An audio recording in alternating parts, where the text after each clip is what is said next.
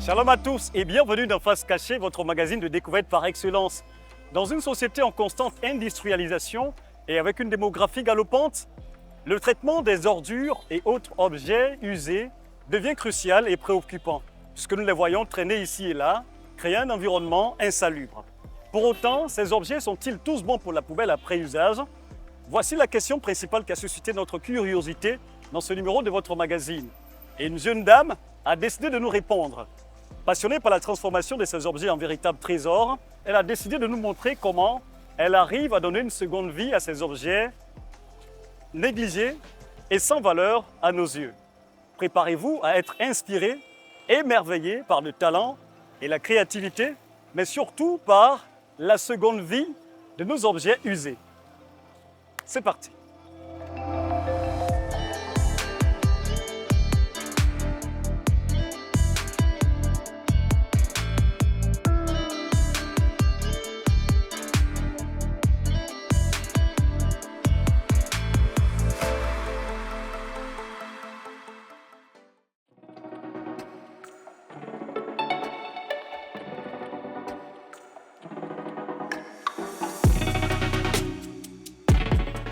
Waouh, la belle et la grande Edith. Bonjour. Bonjour. Comment tu vas? Je vais bien, merci. Ravi de te rencontrer. Moi aussi. Ça va bien ce matin? Oui, ça va. Alors, on est là pourquoi ce matin? On est venu prendre quelques pièces là, dans ce magasin-là. On va prendre quelques pièces, on va faire un top pour une jeune dame et puis un débardeur pour un garçon. Toujours à base des... Oui, toujours avec du matériel recyclé. Super. C'est la base. On a hâte de découvrir ça. D'accord, donc on y va? Allez, on y va.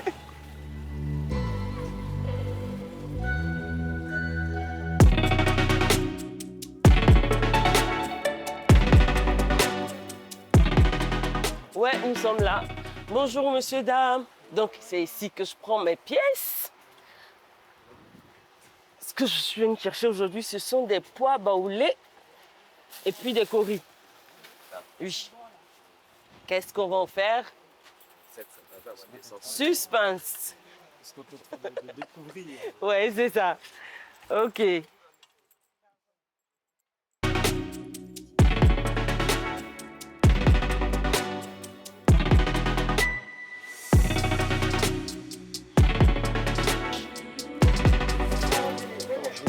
Ça, c'est combien? Ça, c'est maintenant que c'est. Limité à 150 francs. Chef, je parle là, coris blanc, là, fermé. Demi-paquet, non? Oui, les gros, là. Demi. Merci. Donc, ça, c'est mon demi-paquet de coris. On appelle ça des coris fermés. Il y a d'autres coris où on n'a pas le derrière, là, on appelle les coris ouvertes. Ça. Ouais, donc on va partir, on va faire mon point. Et puis, on va aller voir ce que ça va donner de l'autre côté. Chef, merci beaucoup. Mhm.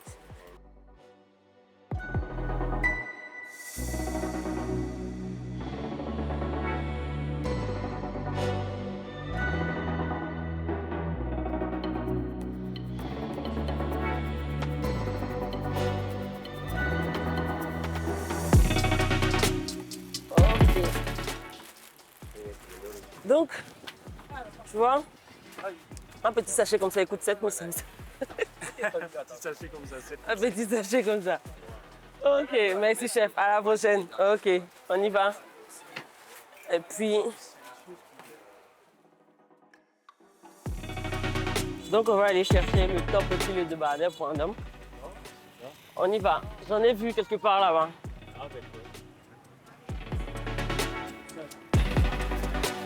La chaleur commence à m'épuiser.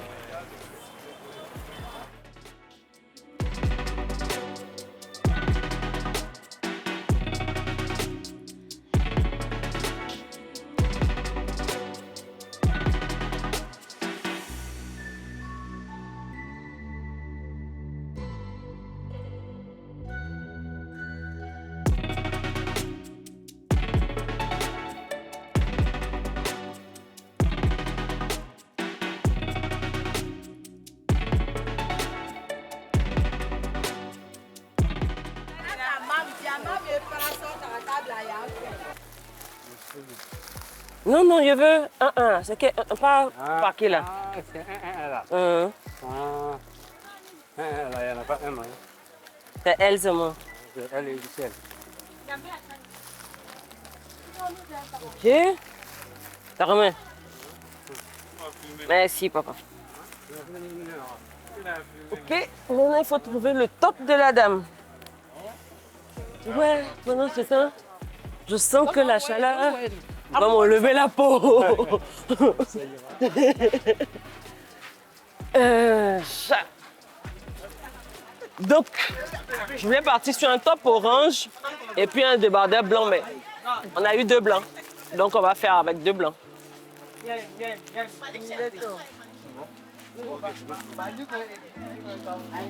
Bon, on s'en va. On va sortir de cette chaleur.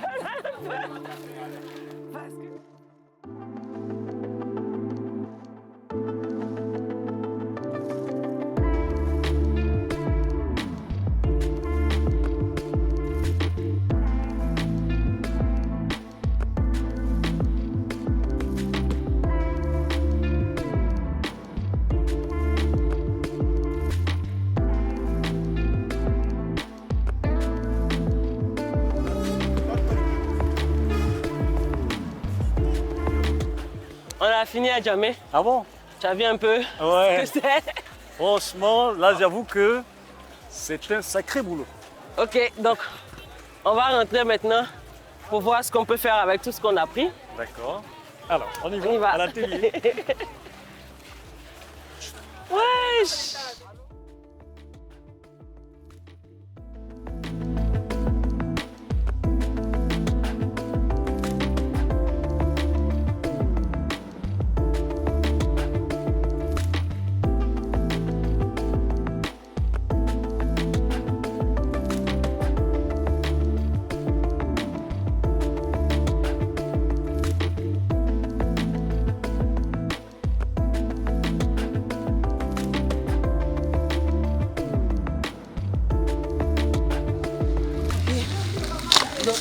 Voilà, un pneu.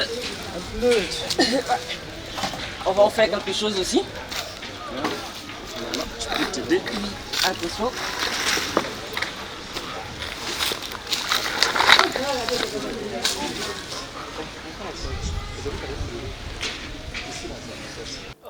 Ok, on va le déposer ici. Oui, on va faire quelque chose avec lui tout à l'heure. Ouf. Bonne arrivée chez moi. Enfin.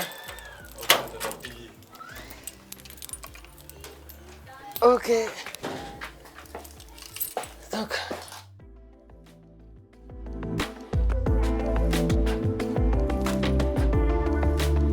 Allez, très chers téléspectateurs, comme vous pouvez le constater, hein, nous sommes arrivés au domicile de notre très chère artisane. Moi, je l'appelle l'artiste parce que voilà, ce qu'elle fait est extraordinaire. Donc, on va passer à la phase démonstrative de notre émission où elle va nous montrer son savoir-faire. On va la voir en action, quoi, en fait. Voilà. Alors, vous êtes prêts, j'espère. On y va. On va commencer sur le top. Donc on a un top blanc. On va voir ce que ça va nous donner à la fin. C'est la tenue pour femme. Hein. Oui, ça c'est en haut pour femme. J'ai des restes de paille. J'ai des coris. J'ai tout ce qu'on a acheté tout à l'heure à Johnny. Et puis bon, j'ai ma colle.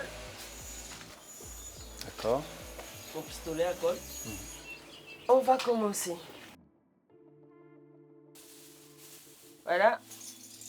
J'ai récupéré ces capsules avec un serveur dans un maquis. Donc, c'est notre pièce maîtresse du jour. D'accord. Et puis, on va commencer à travailler. Je vais utiliser ça comme matériel pour aplatir mes capsules.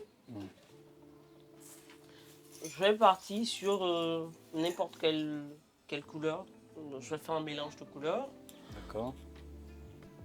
Donc je vais commencer par aplatir mes capsules.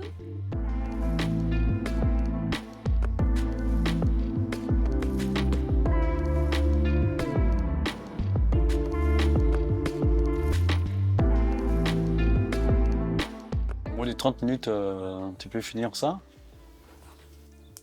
Oui, possible. Parce qu'après, le plus difficile, c'est avoir l'idée de ce qu'on veut faire dessus. Ça peut nous prendre une journée, 2 jours à réfléchir à qu'est-ce que je veux bien créer. Mais une fois que c'est parti, qu'on a tout le matériel, bon, on peut le faire en 30, 1 heure, 2 heures, ça dépend maintenant.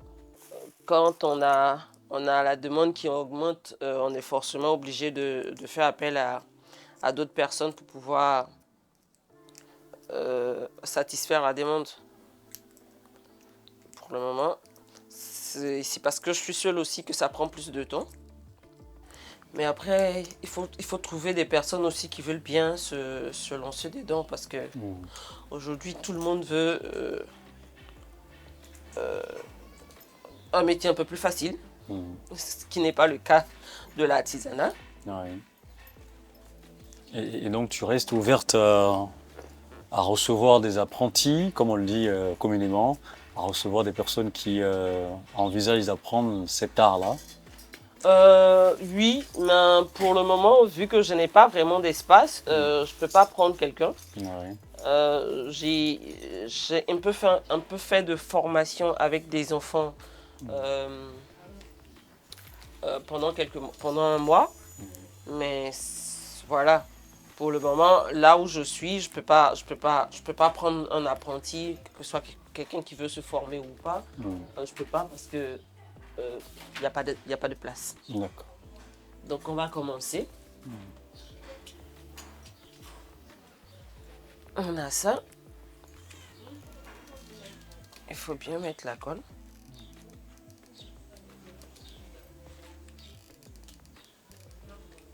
Il faut savoir que c'est chaud.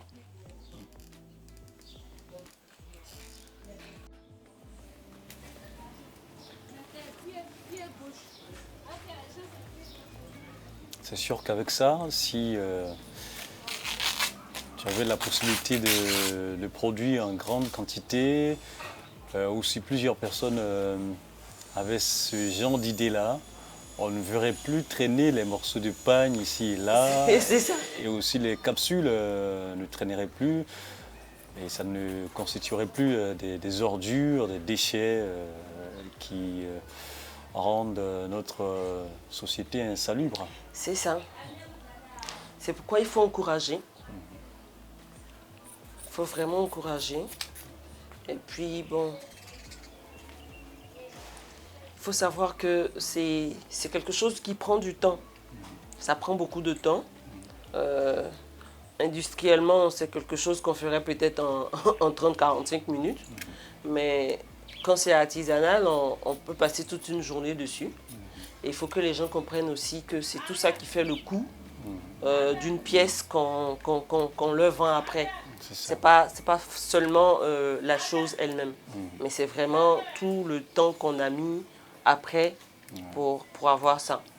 C'est vrai, et je pense que tu fais bien de le dire parce que généralement on a l'impression que les choses artisanales sont un peu plus chères que ce qui est fait avec les grandes industries.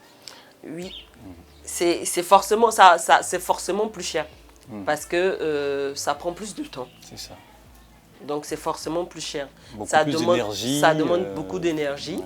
Et quand il faut le faire à grande échelle, ça demande beaucoup de personnes aussi. Donc du coup, tout ça, l'un mis dans l'autre, forcément, ça va revenir plus cher. Mais aujourd'hui, les gens, ils pensent que, bon, souvent, quand tu dis un prix, ce truc-là, mais c'est un petit truc comme ça. Pourtant, c'est pas petit. Ouais. Les gens, ils ont tendance à minimiser le travail. Ils disent, mais ça, c'est un petit truc. Est-ce que pour ça, tu as raison de demander autant? Mais c'est pas un petit truc. C'est toute une journée de travail, c'est une semaine de travail. C'est 2-3 jours de réflexion. Et tout ça, il faut pouvoir monétiser ça.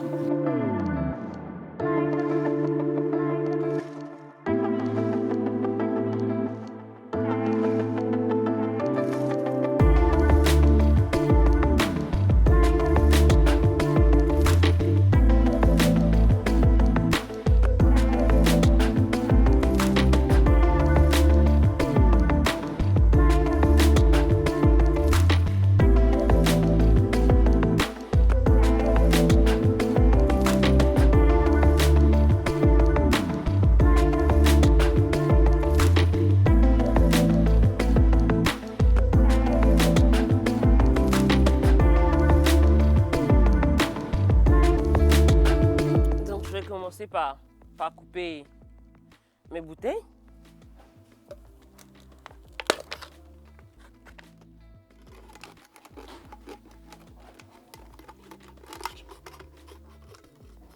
Donc, ce côté de la bouteille va rester dans la forme, c'est ça qui va faire l'intérieur du vase. Je vais récupérer le sable que j'ai ici pour l'utiliser tout à l'heure. J'en ai besoin, mais après je garde le sable aussi pour avoir un pilier solide pour quand je vais poser après mon bout de tissu dessus. Voilà, je fais ça comme ça et je fais comme ça. Voilà.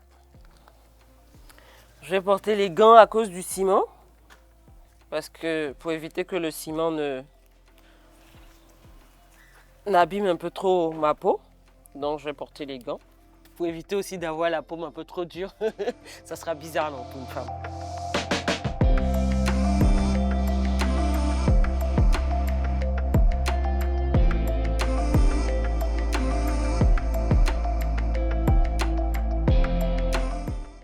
Ok, on a fini de mélanger le ciment et le sable à sec.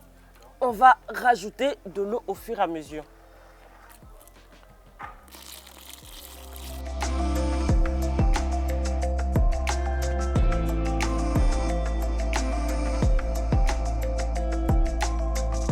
Donc on constate que c'est un peu plus lourd maintenant.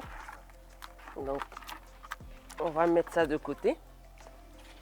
On va poser nos supports sur le caoutchouc pour éviter d'en mettre partout déjà. Et après on va venir mouiller les tissus parce que si on met ça à sec, ça ne va pas bien prendre le ciment et autres. Donc on va mouiller d'abord nos bouts de tissu. On va laisser ça bien tremper.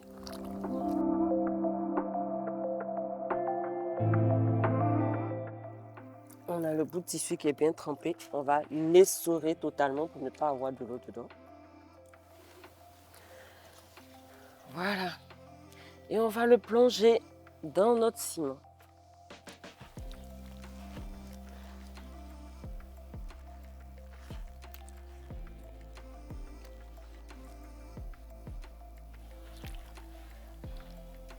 Puis maintenant, on va le poser.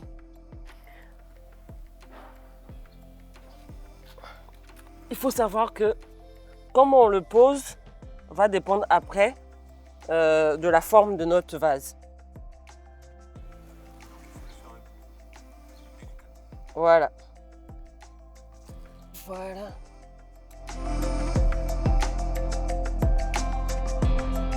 La forme est faite. Là, c'est clair que on a notre forme qui est faite. On ne pourra rien changer une fois que ça sera sec.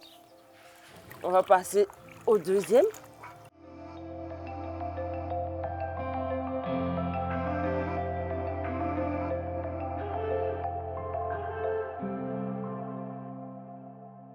Si on a vraiment beaucoup de soleil, au bout de 3-4 heures, on pourra démouler. Si on n'a pas de soleil, on sera obligé d'attendre le lendemain. Je me rappelle la première fois que je suis partie au niveau d'une décharge pour ramasser des pneus. Les gens s'arrêtaient. Et puis il y a un monsieur qui m'a dit « Oh !» Il m'a demandé c'était pour faire quoi. Et puis j'ai dit « C'est pour faire des meubles ». Il m'a félicité parce qu'il a dit que c'est pas toujours qu'on voit les femmes en train de faire ça. Et surtout, il m'a félicité parce que c'était un travail écologique que je faisais. Il y a des jours comme ça où quand je finis de ramasser un pneu, même, je suis contente et après, les secondes qui suivent, je dis mais c'est quoi ce travail que tu veux te faire encore? Parce que quand le pneu il est comme ça, c'est 30-45 minutes, souvent 1 heure pour pouvoir bien le nettoyer parce qu'il y a plein de déchets qui sont incrustés puisque c'est resté longtemps. Mais il y a des pneus que j'arrive à récupérer propres. Ça, c'est quand je les récupère chez les vulcanisateurs. Quand on finit de le laver, il faut le repeindre pour lui donner, même quand c'est noir, il faut le repeindre en noir pour lui redonner sa clarté. Et puis après, il y a tout ce qu'on va utiliser, le bois, la mousse et autres. Souvent, on est autour de 200, 150, 300, 400, mais vraiment, ça dépend du matériel utilisé. Parce qu'il y a certaines personnes qui demandent qu'on recouvre leur pneu totalement, donc ils ont ça chez eux. On voit un meuble, mais qui est carrément recouvert soit de cordage ou bien même recouvert de mousse totalement. Donc, on ne sait pas que c'est un pneu qui est en dessous. Donc, vraiment, ça, le coût du chose, comme on appelle du salon, bien du meuble qu'on fait avec le pneu, dépend après du matériel qu'on va rajouter pour avoir le matériel, l'objet final. Je me suis arrangée à travailler dans quelque chose dans lequel je m'amuse. Donc, voilà, difficile, non, je ne dirais pas, mais peut-être qui prend plus de temps. Voilà, qui prend plus de temps. Je dirais qu'un salon avec un salon complet avec des pneus va prendre plus de temps qu'un vase, que de faire 1, 2, 3 vases. Voilà. Et parce que ça, une fois que j'ai fini de les poser, c'est la nature qui fait le reste, le soleil, le vent, pour faire sécher. Pourtant, ça, il faut travailler dessus continuellement, soi-même pour avoir le travail final. La première fois que j'ai fait un vase, je l'avais fait déjà pour ma terrasse moi-même. J'étais dans un endroit où il y avait une terrasse et j'avais pris des plants d'aloe vera chez ma soeur. Donc je les avais plantés dans comment on appelle, dans une boîte de conserve. Mais après, quand j'ai fini, j'ai commencé à faire le vase. Quand j'ai fait le vase, ça m'a plu parce que c'était un objet que j'ai déposé chez moi. La plupart du temps, tout ce que j'ai fait, je les ai fait pour moi d'abord, avant de les faire pour les gens. J'ai une histoire particulière avec chaque objet que je fais. Il faudrait qu'on arrive à recycler vraiment tout ce qu'on utilise. Comme tout ce qu'on utilise au quotidien, parce que tout peut avoir une vie. Je sais qu'en physique, on dit rien ne se perd, tout se transforme. Donc on peut forcément tout transformer. Il suffit juste de le vouloir, une volonté politique, une volonté individuelle. Et puis je pense que ça sera pour le bonheur de toute la population mondiale. Pour celui qui souhaiterait embrasser ce métier-là, je l'encourage, mais il faudrait qu'il soit passionné, persévérant et surtout patient.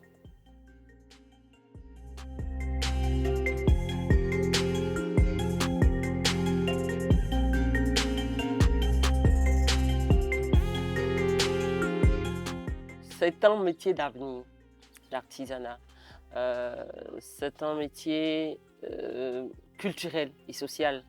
Et ce serait bien que le gouvernement se penche vers ce métier-là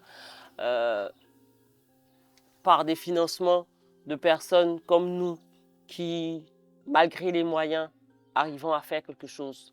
Mais nous pensons qu'avec plus de moyens, nous pourrons vraiment faire plus pour la culture, mais aussi pour l'environnement. Parce que moi, par exemple, ce que je fais, c'est et culturel et environnemental. Donc, j'appelle le gouvernement ou toute personne de bonne volonté voudra investir dans ce secteur, voudra m'épauler à me contacter, à le faire. Ce serait avec plaisir. Merci beaucoup.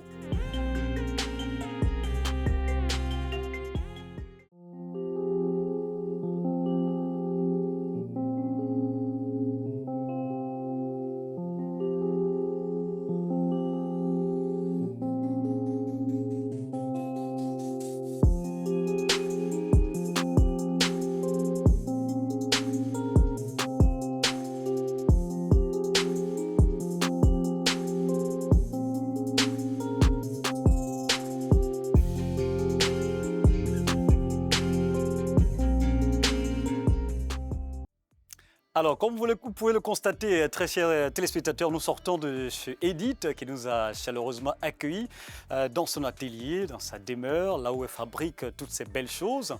Et je ressors de là surtout avec ce magnifique chapeau. Merci beaucoup Edith. Alors, comment on te retrouve sur Facebook? Quel est le nom?